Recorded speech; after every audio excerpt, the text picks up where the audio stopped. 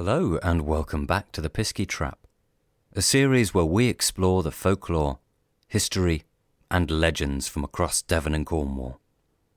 First off, a massive thank you to everyone who's been listening and supporting the series so far, and thank you for all of your lovely messages about our last episode where we explored Cornish Piskies. If you have been enjoying the series so far, then don't forget to give us a like and a follow. You can find the Pisky Trap on Twitter and Instagram, and please share with your friends. And if you'd like to support the project further, you can check out my Patreon at patreon.com/the Pisky Trap. Each of these episodes takes quite a lot of prep and research. There's no funding, there are no adverts, it's just me at a desk. So if you can, and you'd like to help me keep this project alive, enabling me to bring you more episodes and to keep researching, then please check out my Patreon page where you can donate to keep the project going. Just before we crack on with the episode, if you're a fan of research and reading around the theme of folklore, legends and history like I am, then I highly recommend you check out a book called From Granite to Sea by Alex Langstone. I briefly mentioned an extract from this book in the last episode, but there's such a wealth of information in there relating to folklore, traditions, stories and customs from all over East Cornwall, an area that I feel doesn't get as much attention as it deserves, really. There's so much great stuff in there, and so much that certainly I wasn't aware of when I first started researching for this series. So, if you're interested in the topic, then I highly recommend getting yourself a copy if you can. Right then, on with the episode. This time round, we're back in the realm of the ghost story, but perhaps not in a way that you might expect. I have to confess, until I began researching, this wasn't really a topic I was familiar with at all. I'd come across the ghost stories themselves, but I knew next to nothing about the characters that were right at the heart of these particular tales. And I'm talking here about the phenomenon known as ghost laying. Now, if I mentioned to you the term exorcist, I'm pretty sure you'd know what I was talking about, and it might even conjure up certain images and ideas, probably linked with a number of horror films. But in Cornwall, a couple of centuries back, there seemed to have been a number of individuals known as ghost layers, local priests or members of the clergy who were known to possess certain skills that meant they were able to lay troublesome spirits to rest. Unlike our modern perception of exorcism, the role of the parson ghost layers seems to have been a real mixture of things, even getting caught up with magic, witchcraft and the dark arts, and seems to have attracted some real characters as well. Helping me along the way will be Elizabeth Dale, podcaster and writer of the blog The Cornish Bird, which explores many of the stories, legends and forgotten aspects of Cornwall's past. And we're going to try and unpick what's going on in these ghost-laying tales, and find out a little bit more about the colourful individuals at the heart of these stories. I've chosen to focus on 4 particular individuals, a couple of them fairly well-known characters in the field of Cornish folklore, and a couple perhaps less well-known. This is going to be an exploration into them as people, the role that they played as these supposed ghost layers, as well as the legends and stories surrounding them, and also asking why we don't hear about them so much anymore. Anyway, enough of my ranting. Here's our next episode, Cornish Ghost Layers.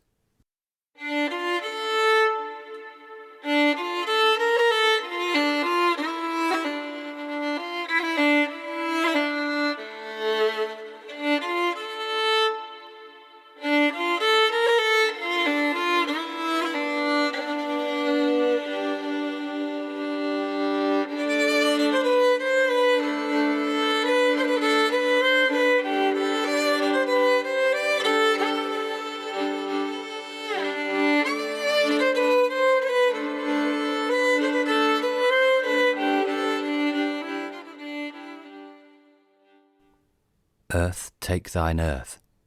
My sin, let Satan have it.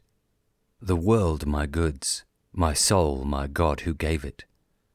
For from these four, earth, Satan, world and God, my flesh, my sin, my goods, my soul I had. These are the words from a memorial at the church in Mullion, dedicated to Thomas Flavel, who was parson of the parish back in the 17th century and died in 1682.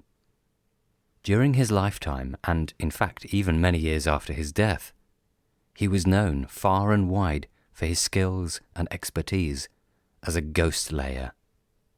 Now, I've got to be honest, until I started researching for this series, I'd not really encountered the term ghost layer. And outside of Cornwall and the southwest, you don't really hear many references to it. But in Cornwall in particular, and we're talking mainly from the 17th and 18th centuries, there are lots of stories where a particular house or village or a certain area in the landscape is troubled by a restless spirit, until the locals call in a ghost layer who literally lays the spirit to rest. And it seems to be that these priests, these people who are called in, aren't just your average local vicar. These are people who are trained, who have a specific skill set to be able to perform these particular rituals and practices that are required. A lot of the stories about these characters were compiled in the works of people like Margaret Ann Courtney, Robert Hunt, William Bottrell, Sabine Baring-Gould, and others that we've looked at before, back in the 19th century. So much of the information that we have comes from them. A good example of a local ghost tale from West Cornwall, which required the services of a ghost layer, comes down to us from Margaret Ann Courtney. And it's the story of a man known as Wild Harris of KENEGGy, a manor which is near Gulval, near Penzance. Harris was supposedly thrown from his horse and killed after a white hare, supposedly the spirit of a woman he'd deserted, ran across its path. She says, and I quote, "His ghost, in his hunting dress, appeared standing at the door of his house the night he was buried. The funeral, according to an old custom, had taken place at midnight. For years after, he might be met in the vicinity of his home, and he and his boon companions were often heard carousing at nights in a summer house on the bowling green. Few then cared to pass KenEGGy after dark, for his was said not to be the only spirit that haunted the place. Wild Harris's ghost was finally laid to rest by a famous ghost-laying parson, and put as a task to count the blades of grass 9 times in an enclosure on the top of Castle Dynus, an old earth fortification near where he is said to have met his death." End quote. A few interesting things in there. One that I'm not going to delve into too deeply here because it warrants its own episode is this theme of the white hare. For those of you who listened to the first episode in this series, we encountered a similar thing in the legends about the sorcerer of Pengersic, so it's obviously a recurring theme. What really stands out for me, though, in this story, in relation to the role of the ghost layer and their practices, is this is something very different to your conventional exorcism. Here we have the spirit, instead of simply being laid to rest, being set this task of counting the blades of grass at Castle Dynus. Now that to me implies that the priest has some kind of power over the spirit and can command them to do certain things. It hints at the use of magic, perhaps even the dark arts, which puts their role in a very different light to perhaps our traditional perceptions of priests and exorcisms. So I want to look into this a little further. Who are these ghost layers, and what do we know about them as individuals? A few weeks back, I had a chat with Elizabeth Dale, who knows a bit about this subject and has written an article on parson ghost layers in the past. So we got talking about the subject and exactly what drew her to these interesting characters. What drew you to the whole idea of the ghost layer? I think I came across William Woods in Laddock. I came across his story with the pesky demoned crow that was haunting his church. I came across his story and I loved it. Just the bonkersness of it, apart from anything else, and started looking into it a little bit more because I thought, there must be sort of other stories out there similar to this, which there were. And then it was just I loved the contradiction between these men that were men of the cloth. They were clergymen and they were Christian and they were, set an example for their whole community, and they would stand in the pulpit and tell everybody on Sunday what they should and shouldn't be doing. And yet on the flip side, a lot of them were dabbling in the dark arts and the occult, and it's just so, that disconnect, that contradiction, I found really, really interesting. Ghost layer seems like, I don't know if it's a colloquial term, but I suppose most of us would kind of say now exorcist, but do you think there's a difference? I think you're right. I think it's probably a colloquial term, because I haven't really found it anywhere else than sort of the southwest. They were also called conjuring parsons as well, which kind of, again, harks back to that sort of magical side of it. I think of exorcism as being far more sort of Christian based, whereas these guys seem to be using kind of weird and wonderful methods that were unique to them to get rid of the evil spirit or the demon or the ghost. And a lot of it was kind of magic, what we would class as witchcraft, really.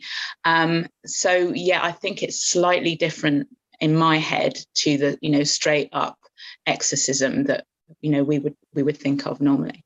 Yeah, because I was thinking about this last night. I'm like Googling like exorcism definition, and there are little differences, because I don't know how much the idea of the sort of the ghost layer in this instance, how much that's a thing outside of the Southwest, or is it? Do you think it's quite unique, or do you think that it had different names elsewhere? I think that's probably it. I think it had different names in other places, but when I was doing the research, I think I write it in the blog post that I found the majority of the stories that I found came from sort of Devon and particularly Cornwall. I'm sure it probably, you would find similar stories elsewhere in the country, but as you say, ghost layer, that term seems to be fairly unique to the Southwest. So I think we've established there that there is a fundamental difference between exorcism and ghost laying, and that the role is very much caught up with magic, sorcery, even witchcraft. In these stories, they come across as real personalities, real characters, sometimes as a real force to be reckoned with. But what do we know about them? Not just as folkloric characters, but as real people. I want to begin with this man, Flavel, over in Mullion. Is there any more information about him? Do you say Flavel or Flavel, the guy in Mullion? I've been saying Flavel, but I have no idea whether I'm right or wrong. Parson Thomas Flavel, isn't it, of Mullion. And he's a bit of a dude. And you're right, that their personality actually is as much of a story as what they're doing. These were really charismatic men and quite notorious in their communities. And I kind of, they have a huge presence about them, don't they? When you're reading about them, you can kind of imagine them walking into a room and they would take up all the space, They just seem these incredibly sort of big personalities. And Thomas Flavel, he was at Mullion Church for about 40 years. And I think he died in 1682. And he was there for 40 odd years. So a massive part of the Mullion community. And beyond his role as the vicar or as a ghost layer, he was also a real staunch royalist supporter during the Civil War. And there's this brilliant story that I love about he apparently swore this oath that he would never cut his beard until the king was returned to the throne, and consequently he had a girt long long beard for most of his life. So yeah. My image, the moment I read that, it was somewhere between Dumbledore and Brian Blessed, the kind of person I conjured up that has this real presence. Yeah, totally. The moment you hear that, you almost think wizard. Yeah, exactly. And this is what I find so bizarre and contradictory, because they were living in a time that isn't so far away from women being burned to the stake for witchcraft. And there's just this, what they're doing is so close to witchcraft. You've got to wonder how they got away with it in a way. And I think the fact that they were men of the cloth and that they were men probably protected them in a lot of ways, because, Cornwall was still an incredibly superstitious place, obviously, at that time. And there were lots of men and women who were referred to as sort of cunning folk in Cornwall, who would, protect people from evil spirits and from the evil eye, and, give you talismans and give you sort of herbal cures for different things. And they were kind of living on the edge, if you know what I mean, of society. Whereas these guys, they were slap bang in the middle. They were the ones that on a Sunday told you right from wrong and how you should be living. And so I just love that bizarre sort of contradiction in their lives. Yeah. A lot to delve into here then when it comes to Thomas Flavel. Let's start by looking at some of the stories that earned him this reputation. The author and botanist, the Reverend C.A. Johns, writes of Mullion and Flavel in his book, A Week at the Lizard, published in 1848. He says, and I quote, "This Thomas Flavel, during his life, attained great celebrity for his skill in the questionable art of laying ghosts. His fame still lingers in the memories of the more superstitious of the inhabitants through the following ridiculous stories." So John's there demonstrating the level of skepticism, cynicism perhaps, that some people had about some of these stories by this point in the 19th century. He goes on to retell one of the most famous stories about Flavel. On one occasion, when he had gone to church, his servant girl opened a book in his study, whereupon a host of spirits sprang up all around her. Her master observed this, though then occupied at church, closed his book and dismissed the congregation. On his return home, he took up the book with which his servant had been meddling and read backwards the passage which she had been reading, at the same time laying about him lustily with his walking cane, whereupon all the spirits took their departure, but not before they had pinched the servant girl black and blue. End quote. A lot going on there, really. We have this idea that Flavel has a library filled with tomes, some in which spirits have been confined, which instantly takes us into the realm of magic and sorcery. Then we have this concept that Flavel is able to sense from afar that his maid has been meddling with his books and runs back from church to deal with the problem, battling the ghosts with the aid of his walking cane and either banishing them completely or returning them to their confinement. There's another story of him being called upon to rid a parish of a troublesome ghost and demanding the large fee of 5 guineas for doing so. 2 of the locals decide that they're going to hide so that they can see these rites and practices performed for themselves, and also probably to make sure it's actually being done. We're told that Flavel entered the churchyard with a book in one hand and a horsewhip in the other. As he began to crack the whip, the 2 men who've been hiding basically managed to scare the hell out of each other and run away, presumably leaving Flavel to perform his duties undisturbed. Yeah, I just find it really, really interesting that these men got away with it in a way, and a lot of these guys were actually charging for their services as a ghost layer. This wasn't a philanthropic thing that they just did, for the good of the community. They actually took money in the same way that cunning folk or witches would have wanted payment. They were getting payment as well for doing it, and quite a lot of money in some cases. It wasn't cheap to hire their services to get rid of the demon in your downstairs cupboard. Well, this is it. And with reading Thomas's story, was it 5 guineas that he was charging? Yeah, I think you're right. How do people get that money? Is it a case of literally almost a community getting together to be able to pay that if there's, I don't know, there's a spirit troubling the village? But how much is it? To me, it feels slightly opportunistic on his part. That's how I read it. I don't know what your thoughts are. Yeah, it does in a way, that you're right. It was 5 guineas that he was said to have charged, which I think I worked out about £100 in today's money. But in terms of buying power back in, the 17th century, it was a lot of money and he was charging. Now, whether he charged that for everything or not, I mean, I don't know. I can't say. That might have been a big job, getting rid of the devil himself or something. But yeah, you are right. It does feel a little bit opportunistic. Yeah, it does.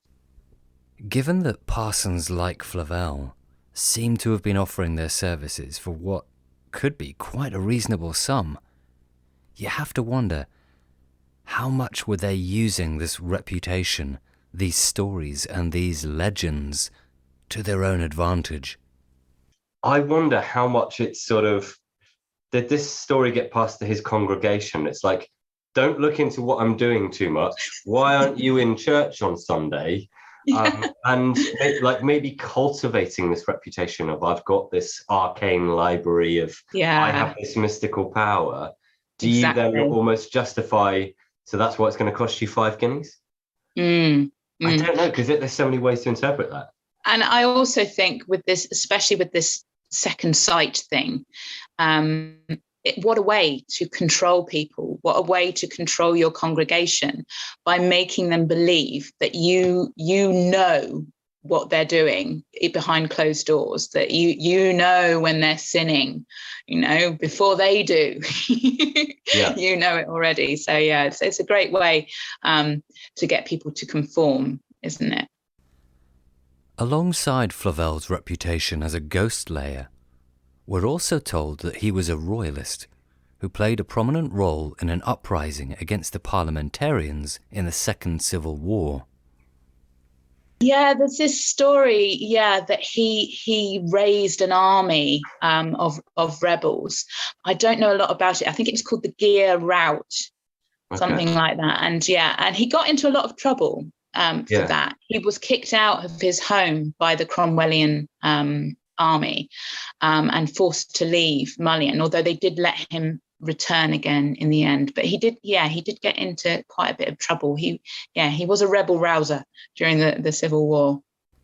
Being a bit of a history geek, I wanted to look a little bit further into this.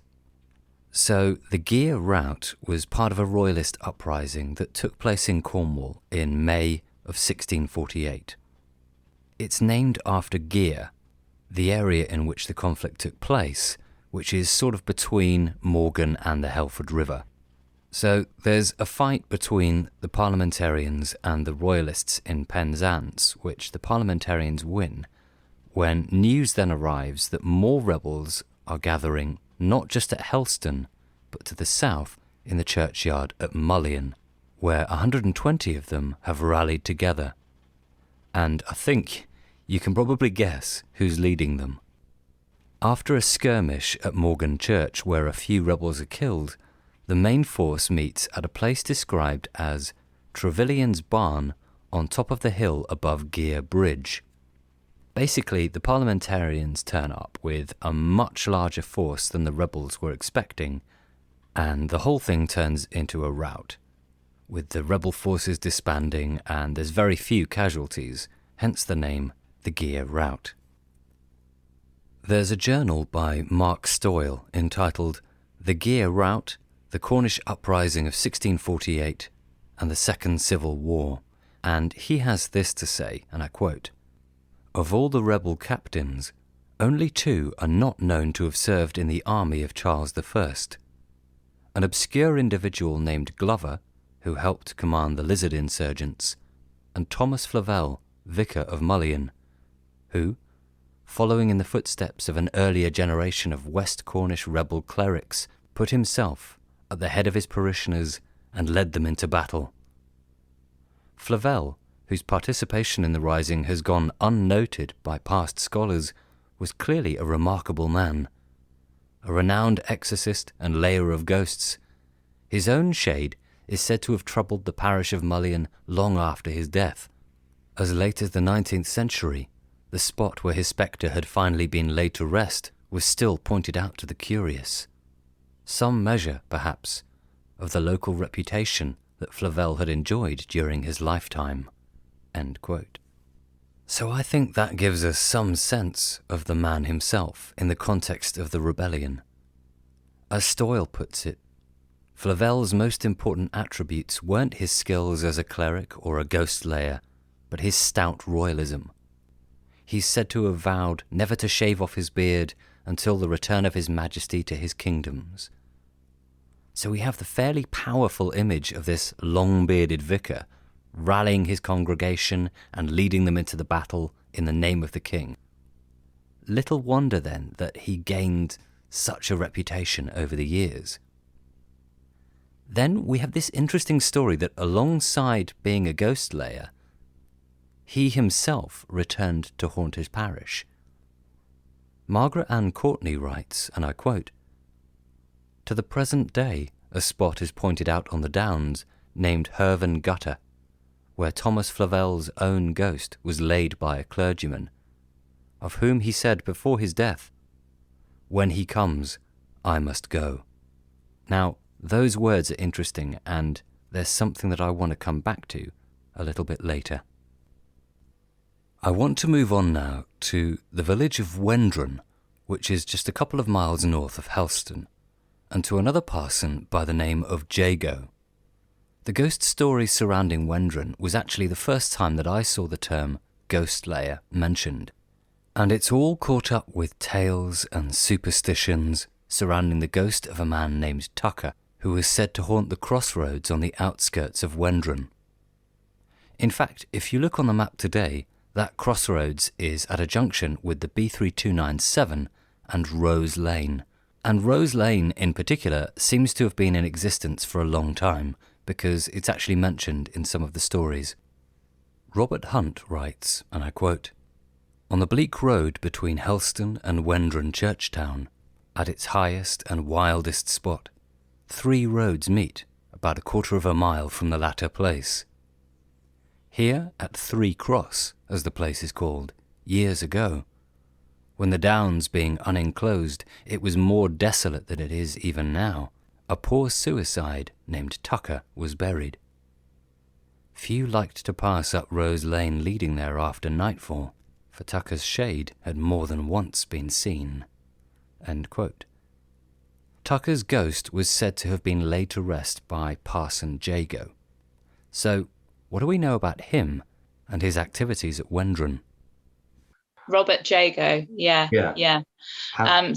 He was vicar at Wendron, near Helston, in sort of the 17th century again, and he was said to be this all-powerful ghost layer that no ghost could resist his powers. You know, if you were in trouble, who are you going to call? You're going to call Robert Jago, and yeah, that's the sort of famous story about him is about the ghost of Tucker. And I wasn't able to, in my research, find out what Tucker's first name was. I couldn't locate him in the records anywhere. But the story goes that Tucker very sadly took his own life. And in those days, if you had committed suicide, you weren't allowed to be buried on consecrated ground. So he was buried at a crossroads, which obviously still exists in Wendron. I think it's called Row Lane. And he was buried there.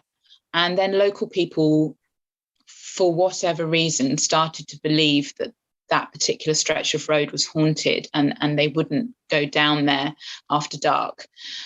And then enter a local farmer who had one too many down the pub, and don't know why, but decided that he was big enough and brave enough to go down Row Lane after dark. And not only that, he started taunting Tucker's ghost and, basically show your face, or, come out, I want to see you, or along those lines. And then from then on believed that he was being haunted by Tucker, and ended up going to the Reverend Jago to exorcise this ghost. This tale of Tucker haunting the crossroads I find interesting because it feeds into a common theme that we encounter from all over, of crossroads and parish boundaries basically being places that you don't want to linger at night. And often there are ghost stories associated with them. In Devon, these places are sometimes referred to as wisht spots. Wisht being a colloquial term for a ghost or a spirit. I suspect a lot of it has to do with the fact that criminals were often hanged or hung in a gibbet at a crossroads between parish boundaries, their remains then buried in an unmarked grave nearby. Similar practices applied to those who had taken their own life. Suicide was seen as going against the natural order of things, going against God's plan, if you like. Essentially, at that time, it's treated as a crime. So the person is interred, quite literally, on the fringes of society, well away from the village or town, and at a crossroads, a place in between places. Sometimes, as a final act of indignity, the person was buried with a stake driven through the heart, or face down, or in some other unconventional positioning. And some historians think this could have been a final ritual humiliation to serve as a warning to others, but also because the belief persisted that their restless spirit might return to haunt the living. And so by burying them at a crossroads, the spirit would become confused and wouldn't be able to find their way back. The stake through the heart or the face-down position may be an added measure to prevent them returning to haunt the living. It seems, though, that Tucker's spirit didn't become a real problem until this one particular farmer that Liz mentioned earlier decided to disturb him. Robert Hunt writes, "One man, however, valiant in his cups, on his return from Helston Market, cracked his whip and shouted lustily, 'Arise, Tucker,' as he passed the place. It is said Tucker did arise, and fixed himself on the saddle behind the man as he rode on horseback, and accompanied him. How far it is not said. This was often repeated, until the spirit, becoming angry, refused any more to quit his disturber and continued to trouble him, till Parson Jago was called in to use his skill, which was found effectual in laying Tucker's spirit to rest." There seem to have been 3 generations of parsons with the name Jago at Wendron, through the 17th century and into the 18th century. I actually got in touch with the parish clerk for Wendron, who was very helpful, so a quick shout out to them and their colleagues for their help with this. This is what they told me, and I quote, "Robert Jago was vicar of Helston and Wendron from 1685 to 1706. His son John was vicar of the same parishes from 1706 to 1722. It would seem to have been that Robert's father, also Robert, who was the ghost dispatcher.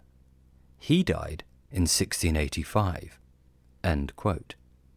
So the 3 generations are John, who is mentioned there by Thomas Tonkin as the incumbent in the early 1700s when he's writing. His father was called Robert, but it appears to be the grandfather, also called Robert, who was the ghost layer that we're talking about, and he died in 1685. So here we're back again in the 17th century.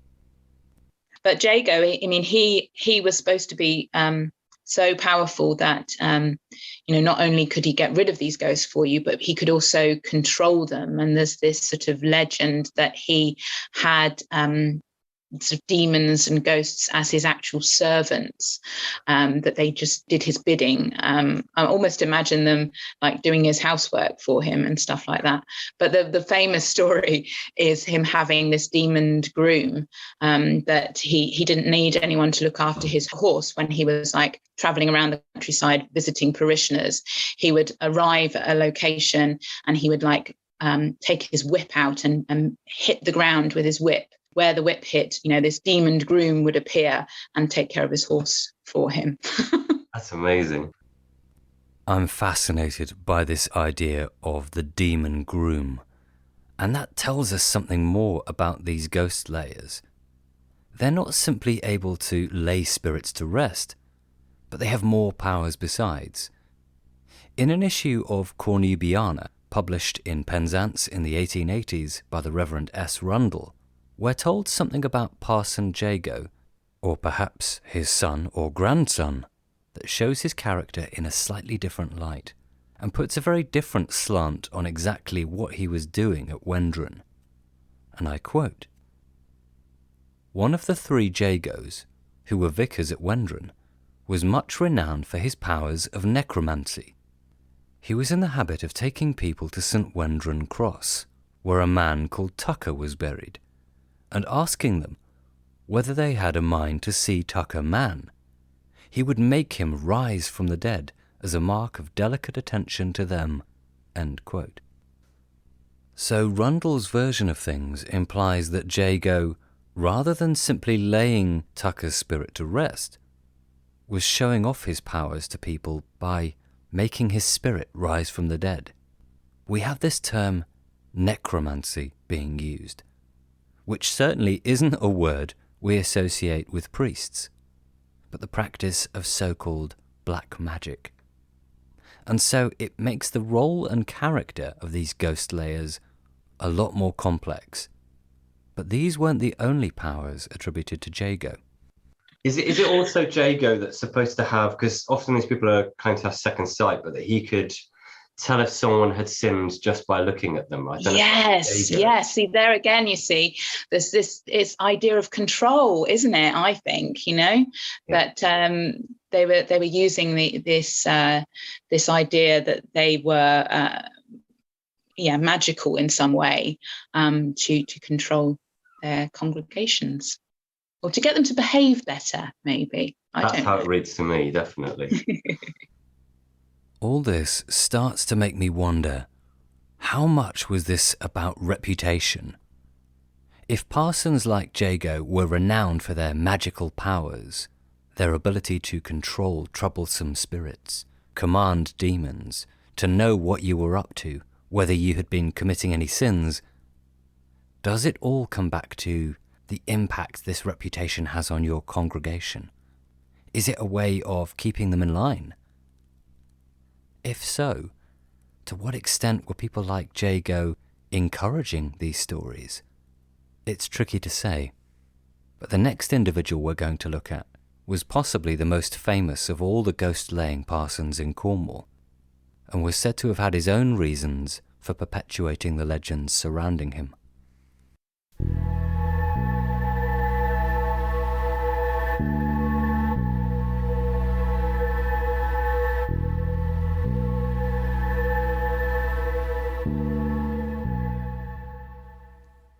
Back in 1823, author Thomas Bond published his book with the rather long-winded title of Topographical and Historical Sketches of the Boroughs of East and West Loo in the County of Cornwall, with an account of the natural and artificial curiosities and picturesque scenery of the neighbourhood. In it, he gives us an account of a local parson based at Talland by the name of Dodge. He writes, and I quote, "About a century since, the Reverend Richard Dodge was vicar of this parish of Talland, and was, by traditionary accounts, a very singular man. He had the reputation of being deeply skilled in the black art, and could raise ghosts, or send them into the Red Sea at the nod of his head. The common people, not only in his own parish, but throughout the neighbourhood, stood in the greatest awe of him, and to meet him on the highway at midnight produced the utmost terror. He was then driving about the evil spirits. Many of them were seen, in all sorts of shapes, flying and running before him, and he pursuing them with his whip in a most daring manner. Not unfrequently he would be seen in the churchyard at dead of night, to the great terror of passers-by." End quote. Quite an introduction there by Bond to this man, Richard Dodge, who seems to have been vicar at Talon Church, which is near Polperro, from 1713 up until his death in 1747. Richard Dodge. Yeah. So he was the one that was supposed to have had an encounter with a coach of headless horses, wasn't he? And he went in assistant of his reverend friend Alexander Mills, was it? Because Mills had been unable to banish this particular ghost, so he called on Reverend Dodge, who was from Talon Church, which is near Polperro. What's interesting in that is that even that initial part of the story says that parsons in general might try and lay ghosts to rest, but that maybe certain individuals are seen as more powerful or have a real expertise in this area and might be called in because they are like an expert in that field. Yes, yeah, exactly. And Dodge was supposed to be, as you say, the expert in that particular area. He was said to be able to banish a spirit to a certain place. And you come across this a little bit with the other vicars as well. And Reverend Dodge was said to have been able to send demons and spirits to the bottom of the Red Sea, which just seemed like random location, but that was, supposedly what he was able to do. They could also set the ghosts like tasks, which I found quite odd. I don't know what you think about it. So there's this idea of setting them almost, is it Sisyphean that they call it, like Sisyphus, setting them tasks that they weren't able ever to complete. So there's this story about a ghost down in Penzance. He was said to have set this ghost, which was a woman, a task of making ropes from sand for 1,000 years, or until she made a rope that was long enough to stretch from St. Michael's Mount to Mousehole. So it's really fascinating, I think, that things that they could do, the different controls that they had, the different abilities that they had. And yes, Dodge, he could send you to the bottom of the Red Sea, apparently. I don't know if they've picked the Red Sea just because it's sort of like, a vague biblical connection. Yeah. But yeah, it's like it reminded me instantly of like the stories about, say, Tregeagle with like draining Doesbury Pool, and that there's like a story convention there that's sort of repeated of like they're set this endless task. Yeah. But that's what makes it slightly different from our sort of modern idea of an exorcist. Yeah. They're almost binding a spirit in some way, or kind of almost punishing them. There are quite a few things going on in the stories relating to Richard Dodge, perhaps why he's probably the most well-known of the Cornish ghost layers. First off, I want to come back to this story of Dodge and this phantom coach. One of the earliest accounts comes down to us from Thomas Quiller Couch in his History of Polperro in 1871, and is written down by Margaret Ann Courtney in a slightly more condensed version. Parson Dodge's fame was not confined to his own immediate district, and one day he received a letter from a fellow clergyman, the Reverend Grills. Now, in Quiller Couch's version, it's actually Parson Abraham Mills, the rector of Lanreath, asking his assistance in exorcising a man habited in black who drove a sable coach, drawn by headless horses, across Blackadown or Blackadon, a neighbouring moor, as this apparition, whenever they happened to meet it, frightened his people almost out of their wits. He acceded to this request, and late one night, the two clergymen rode to the spot, where they waited for some time, but seeing nothing, decided to separate and return to their respective homes. Mr. Dodge, however, had not gone very far when his horse obstinately refused to proceed a step further in a homeward direction. This he interpreted to be a sign from heaven which he must obey, and giving it the rein, he allowed it to go as it willed. It wheeled round and went back at a great pace to the moor. Here, through the gloom, he saw standing the black coach with the headless horses. Its driver had dismounted, and the Reverend Grills lay in a swoon at his feet. Mr. Dodge was terribly alarmed, but managed to keep his presence of mind and began to recite a prayer. But before he could finish it, the driver said, "Dodge is come.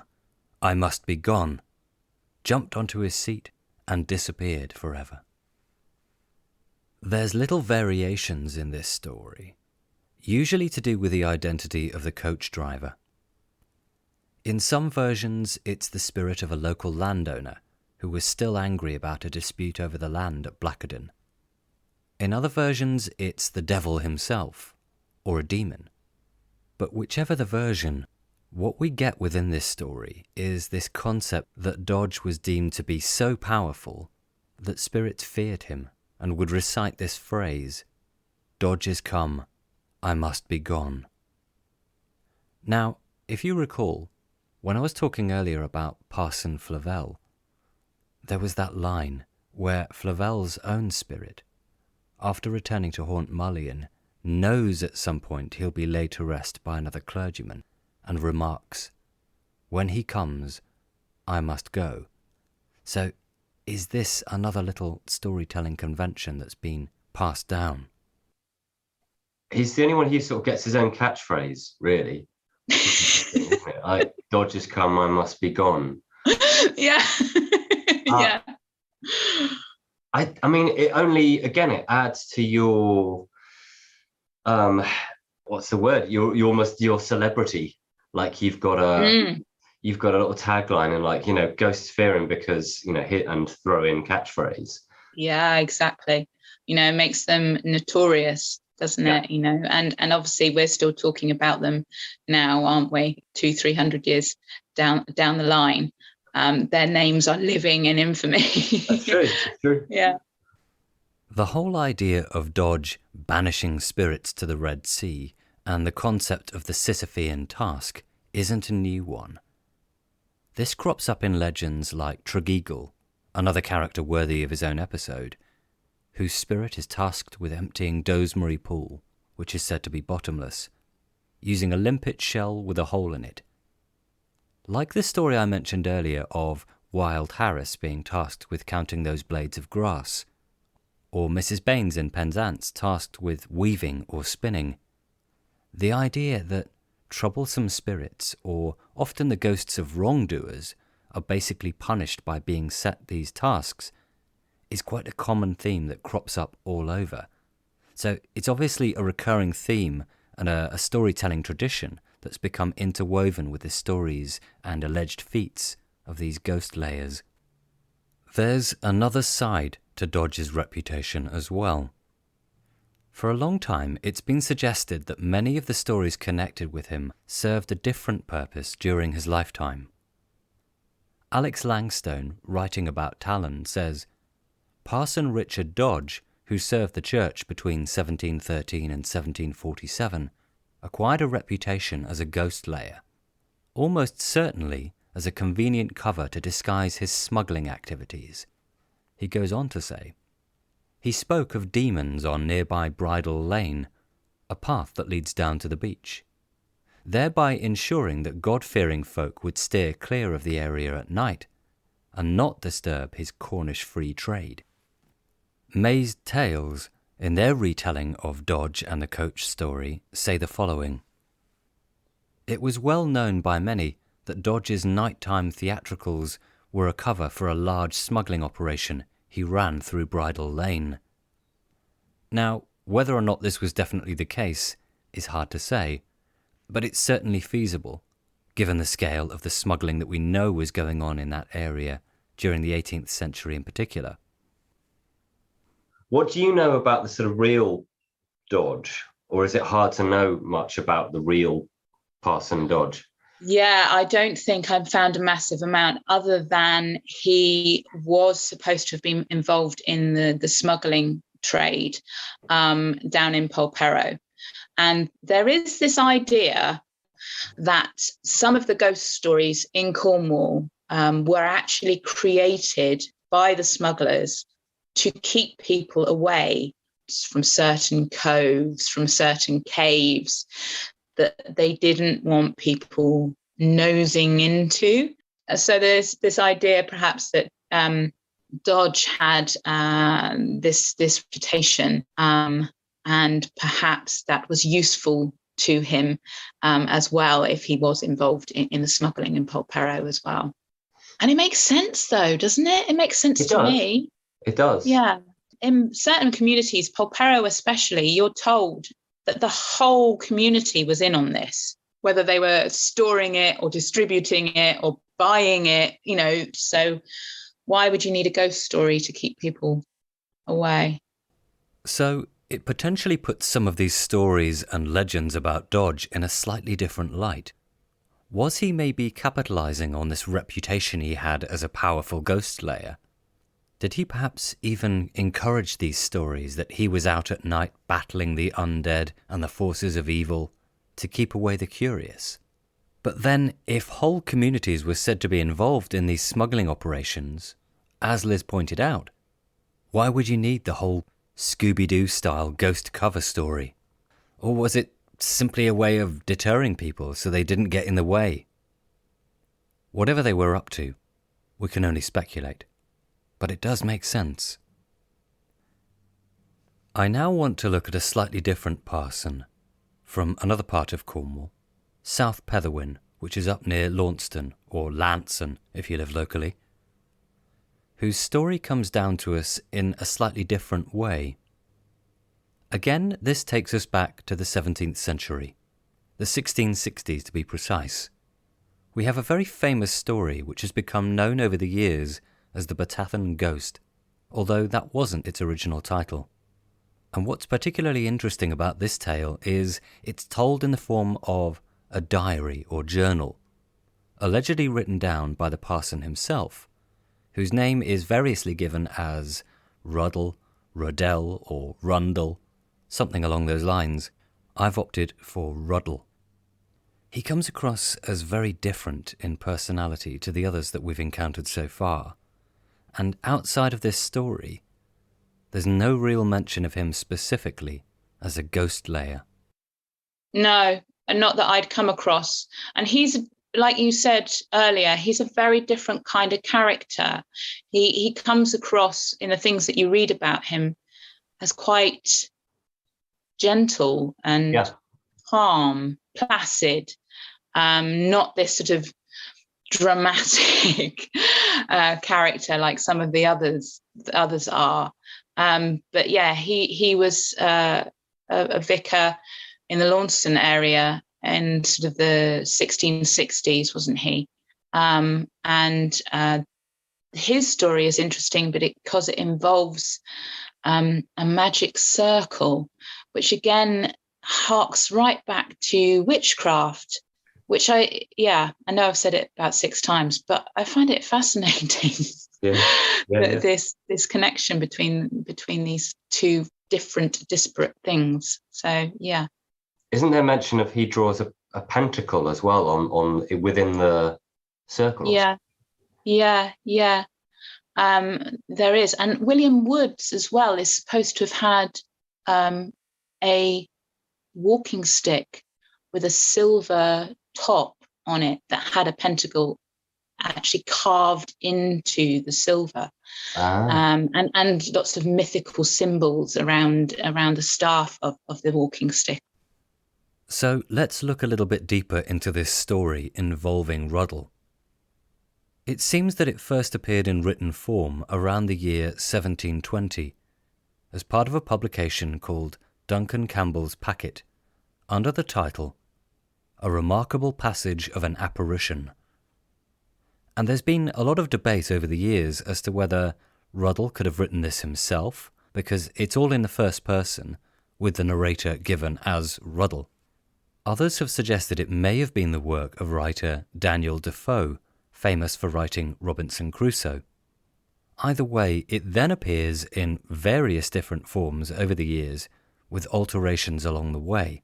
And then it's adapted and the whole story given a big overhaul by the famous Reverend Robert Hawker. His version of the tale appeared in Charles Dickens' All the Year Round in 1867. I want to begin by looking at the earliest version we have, simply because it's closer in time to the alleged events in the story, without any additions or embellishments.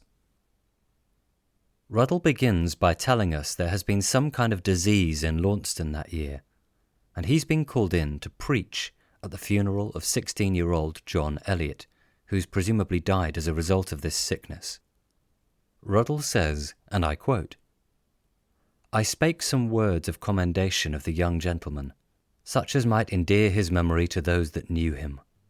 And his words seem to have had a real effect on a gentleman in the congregation, who comes up to him after the service and says Ruddle's words have really had an impact on him and made him reflect on his own son, who he's obviously a little bit concerned about. After a bit of back and forth, Ruddle agrees to call at this gentleman's house the following Monday. So Ruddle goes to this gent's house, and the man begins to tell him what's troubling him. First he began to tell the infortunity of the family in general, and then gave instance in the youngest son. He relates what a hopeful, sprightly lad he lately was, and how melancholic and sottish he was now grown. Then did he with much passion lament that his ill humour should so incredibly subdue his reason, for the boy believes himself to be haunted with ghosts, and is confident that he meets with an evil spirit in a certain field about 1/2 mile from this place, as often as he goes that way to school. The boy's parents are convinced that he's either just being lazy and trying to avoid going to school, or that he's fallen in love with a girl and that's what's really bothering him. Ruddle meets with the boy, who assures him that he's dedicated to his studies and he's not fallen in love, but he's genuinely being troubled by this ghost at a nearby field called Higher Broom's Quartills, and he wishes that his parents would actually believe him. His friends at school have also started teasing him about it, and no one will believe his story. But he says that if anyone had the courage to go with him, he'll prove that it's real. He says, and I quote, "The woman which appears to me lived a neighbour here to my father, and died about 8 years since." He continues, "She never speaks to me, but passeth by hastily, and always leaves the footpath to me, and she commonly meets me 2 or 3 times in the breadth of the field." End quote. It seems that this has been going on for months, with the woman appearing in the field on a daily basis. So eventually the boy changed his route to school, but that didn't work, for she started appearing in the narrow lanes instead, and that was even worse. The boy's clearly terrified, so Ruddle offers to accompany him on his walk the next morning to see for himself. So, as planned, early the next morning they set off, and I quote, "We went into the field, and had not gone above a 1/3 part, before the spectrum, in the shape of a woman, with all the circumstances he had described her to me in the orchard the day before, met us and passed by." End quote. Ruddle goes back by himself on the 27th of July, and once again encounters the spirit. Then the following morning he returns, taking the boy and his parents along with him. Sure enough, the spirit appears and flits past them and over a stile. They run after it, but the spirit is suddenly nowhere to be seen. He comments that the swiftest horse in England could not have conveyed himself out of sight in this short space of time. The boy's parents are terrified, and they confirm that they knew this woman when she was alive, and her name was Dorothy Dingley, and they'd even gone to her funeral.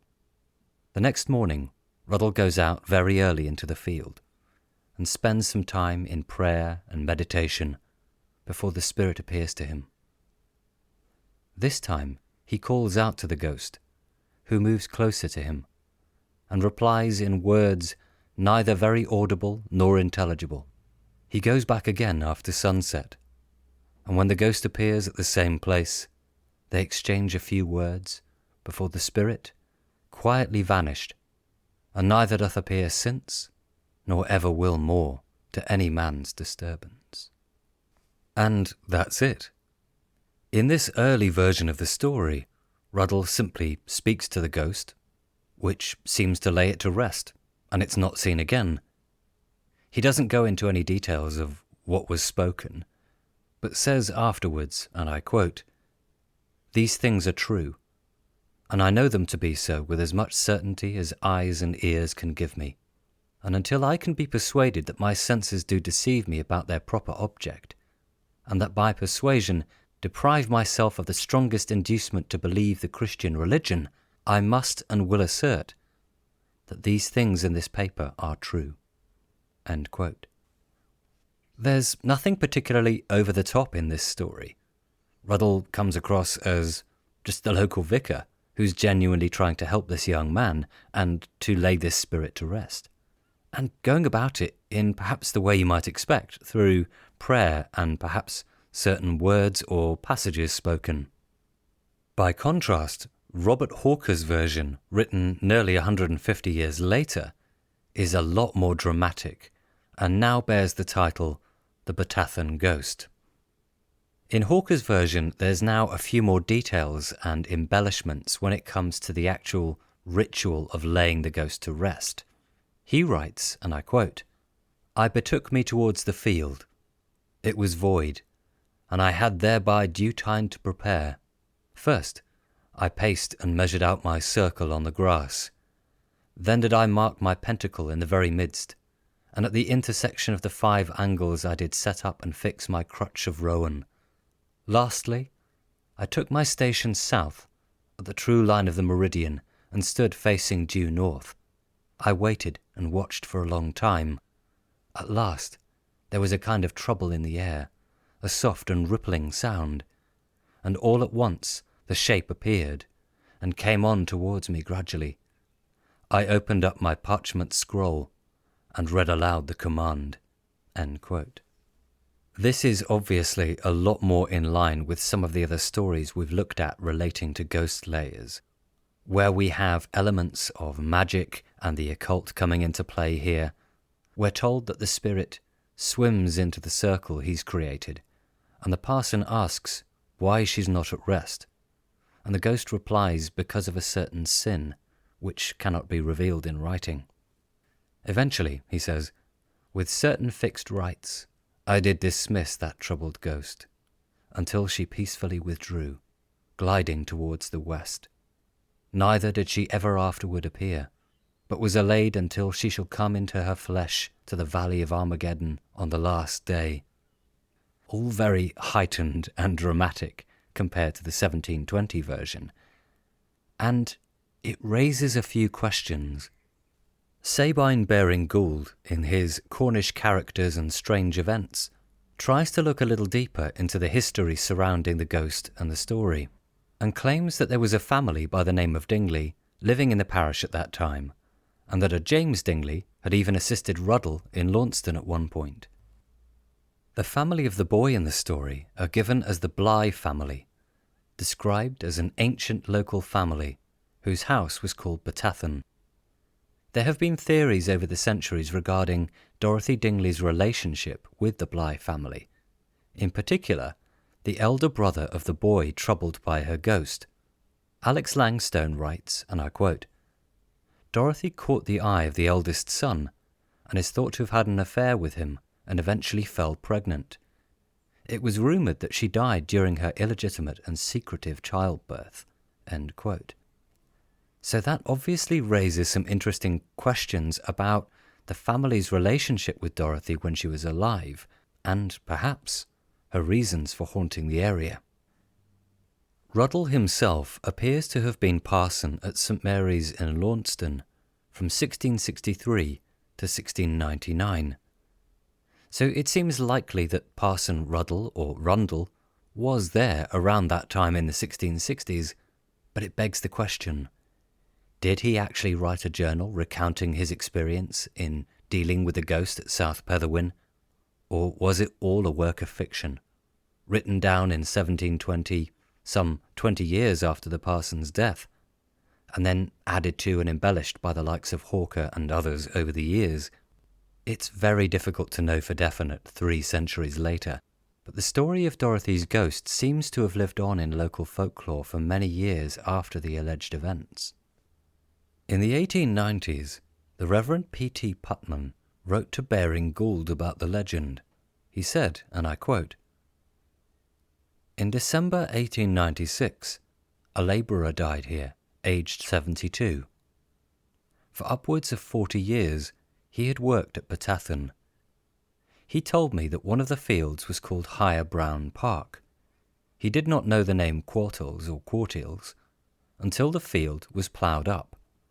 He told me there was a little path in it, which they called Dorothy Dinglett's Path, and that they used to frighten the farm apprentices with stories about her, but he had never met her himself. The farm had been sold in recent years. There is a part of the old house left used for a cider cellar. They used to call it Dorothy Dingley's Chamber." End quote. We've looked at 4 different individuals there, known to be ghost layers. And there are many other individuals and examples out there. I highly recommend checking out the stories surrounding Parson William Woods of Laddock, for example. But for the purposes of this episode, I basically picked 4 different characters that really stood out for me. So, what's going on in these ghost layer legends, and why is it that their stories have kind of been lost a bit over the years? You can read these stories in so many different ways. They are ghost stories as well. They are delving into that sort of spooky world, of telling tales around, candlelight during Halloween. They are ghostly tales as well, as much as they are about these bonkers vicars that were running about the countryside banishing demons. I suppose kind of crossing the line between being your local parson but also being the local cunning person in a way. Yeah, like a white witch or something. Like they have the ability to be these sort of conjurers or can battle evil. What I find interesting is also there's like a kind of time frame for where these stories come from. Like they're all 17th and 18th centuries. After that, I don't know if it's just in Cornwall, but they disappear a bit. I wonder if there's anything specific about that period that might tie it together, why people during that time might have been particularly prone to believing it, or whether there's there's something going on in that time frame that might sort of help understand why there's so much of it. Yeah, it is interesting, and you are right. Yeah, it does seem to be in quite a condensed period of time.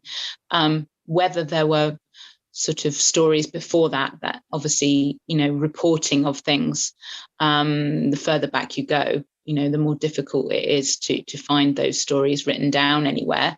Whether there's a certain amount of that going on, or whether there was something very particular about the sort of end of the 17th into the early 18th century, I can't answer that question. I mean, obviously, as you said earlier, there was a lot of religious reform and flick-flacking, wasn't there, between one thing and another. And obviously the unrest around the Civil War as well, but it does seem to have petered out as the years went on. As you start to move towards the Victorian period, belief in sort of evil spirits and ghosts and things like that, I come across a lot in the newspaper articles that refer to the Cornish people as being very backward and a bit, basically inferring that we're a bit dumb. And especially in the Victorian period, that it was, if people were found to have done anything that revolved around superstition, they would be immediately sort of derided for their ignorance, and because we all know that these things don't exist. Basically, I think there's a guy called Jason Simmons who has kind of compiled this work by a guy called William H. Painter, who's writing about Cornish witches.